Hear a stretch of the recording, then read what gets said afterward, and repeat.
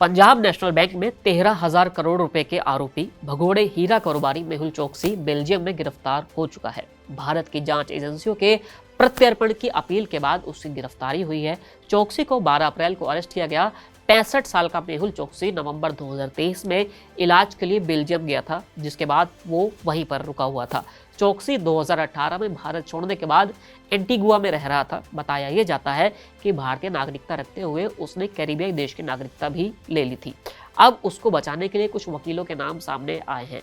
अपनी गिरफ्तारी और प्रत्यर्पण के खिलाफ अब चोकसी ने यूरोप के सबसे महंगे वकील पॉल बिलकोएत और साइमन बिखोएत को पैरवी के लिए रखा है। पिता और पुत्र की ये जोड़ी मानवाधिकार और प्रत्यर्पण मामले से यूरोप के कुछ बड़े मामलों में हिस्सा रह चुकी है।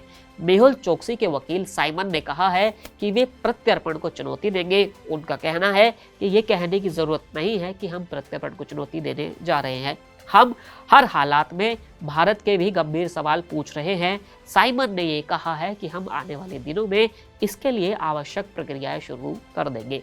अन्य बातों के अलावा हम ये तर्क देंगे कि भारत में हमारे मुवक्किल को निष्पक्ष सुनवाई का मौका नहीं मिल सकता है। साइमन बिखोएत का कहना है कि ये एंटीगुआ में भी पिछली घटनाओं से भी स्पष्ट है।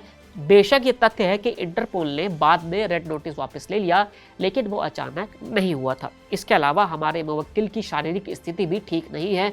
वो ब्लड कैंसर के मरीज हैं, जो भारत को प्रत्यर्पण की अनुमति नहीं देती है। अब आपको ये भी बता देते हैं कि पॉल और साइमन बिखोएत आखिर हैं कौन।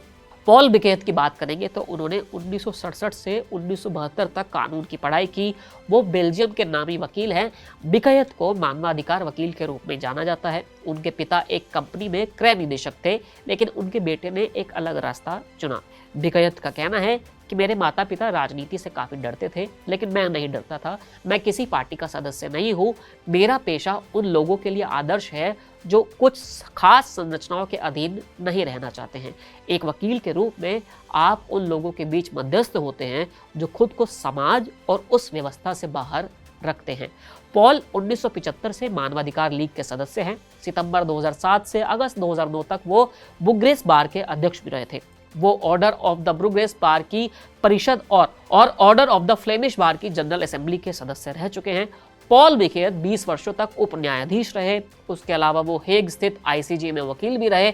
उन्होंने एक किताब भी लिखी है जो काफ़ी फेमस है, the creeping coup dated plea of a romantic lawyer.